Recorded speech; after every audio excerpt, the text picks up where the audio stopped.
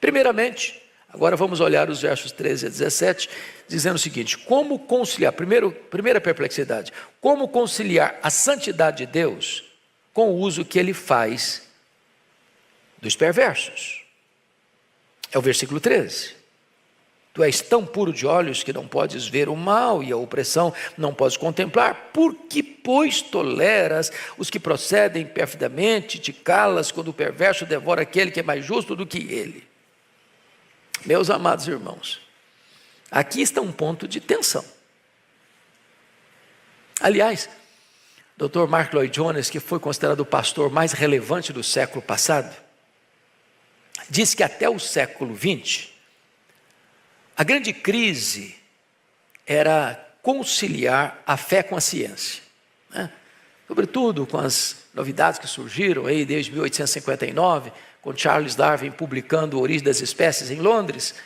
E aí as pessoas entravam nessa discussão entre fé e ciência, porque o barulho que foi feito é que agora a Bíblia está desacreditada, que agora Gênesis 1 e 2 perdeu a relevância, como se a evolução tivesse a teoria da evolução tivesse desbancado as verdades do criacionismo.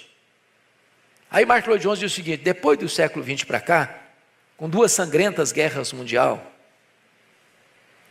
com a barbárie do Holocausto,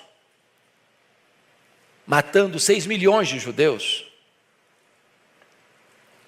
ou com a barbárie de 7 de outubro de 2023, com os terroristas do Hamas, matando, estuprando, queimando pessoas em Israel, ou com as barbáries que têm acontecido nos países comunistas, que mataram só no século XX mais cristãos do que nos outros séculos da história da igreja. Diz Mark Lloyd Jones, a crise não é mais entre fé e ciência, a crise agora é entre fé e história. Como entender isso? Era a angústia dele. Meu Deus, como? É o teu povo, é verdade que o teu povo pecou, entregou-se à violência, desobedeceu, mas agora o Senhor vai trazer um povo pior do que o nosso povo, para disciplinar, para corrigir. Talvez você já fez essa pergunta tantas vezes. Por exemplo, se você olha a história da igreja, nos 4 primeiros séculos do cristianismo, os cristãos, meus irmãos, foram queimados vivos. Os cristãos foram crucificados. Os cristãos foram jogados às feras. Se você olha no período da Idade Média e depois, inclusive, da Reforma, a Inquisição matou milhares de cristãos protestantes. Você lê sobre a noite de São Bartolomeu,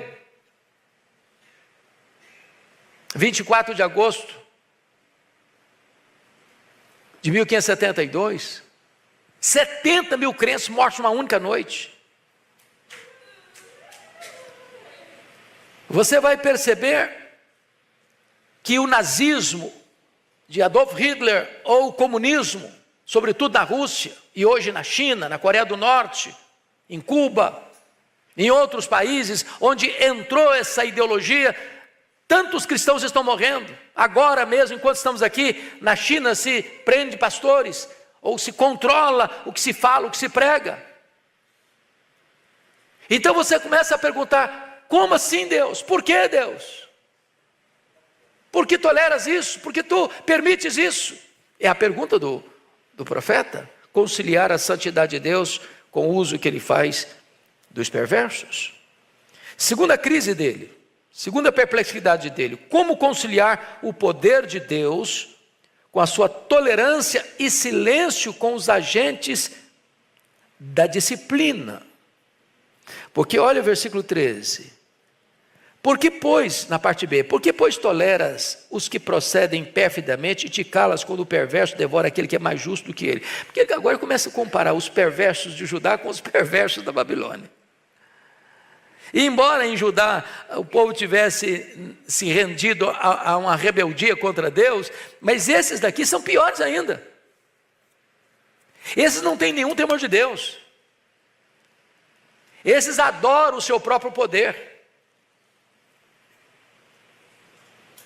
E aí você começa a ficar com o seu coração apertado, porque lá em Judá, vamos entender isso, nem todos, sem exceção, eram rebeldes.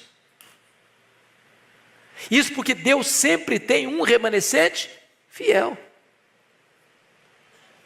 Foi a questão lá do reino do norte, quando Elias pensou, só eu fiquei, Senhor. E Deus, não, aqui mesmo nesse reino que sempre aconteceu apostasia, 209 anos de apostasia, ainda tem 7.000 que não se dobraram. Agora, o que acontece, meus irmãos, numa realidade dessa? Quando vem uma catástrofe geral, quem sofre? Todo mundo. Todo mundo. Os piedosos sofrem os efeitos colaterais.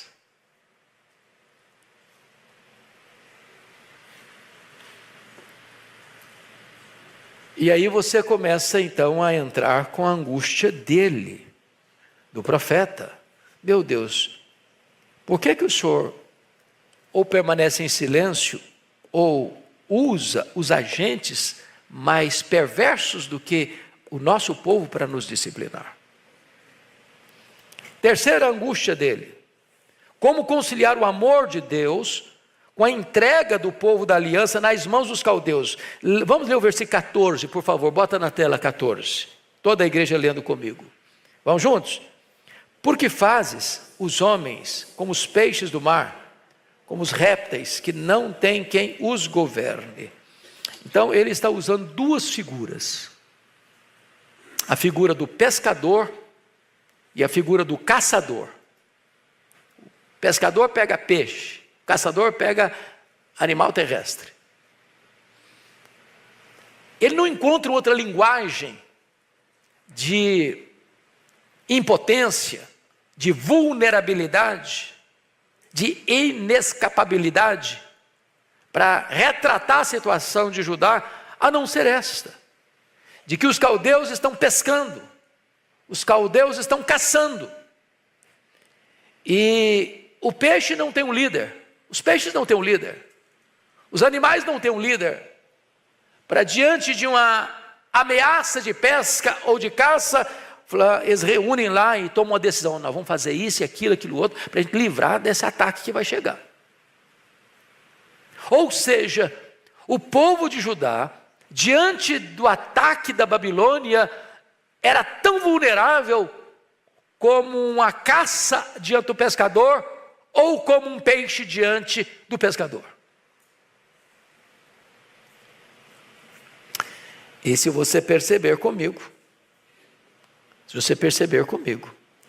eles usaram para pesca, tanto a pesca individual quanto a pesca coletiva.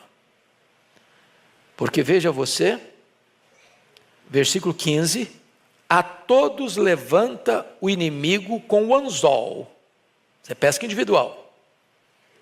Pesca-os de arrastão. Arrastão todo mundo sabe o que é, né? É aquela rede que vai varrendo tudo, vai pegando tudo. Peixinho grande e pequeno, está todo mundo dentro da rede. Não sobra ninguém. Não sobra ninguém.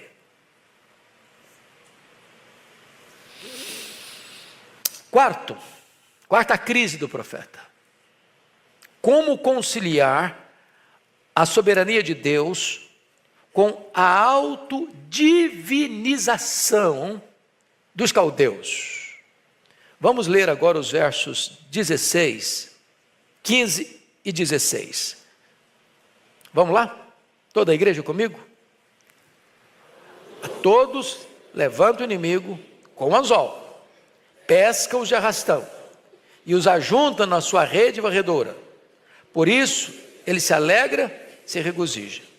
Por isso oferece sacrifício à sua rede e queima incenso à sua varredora.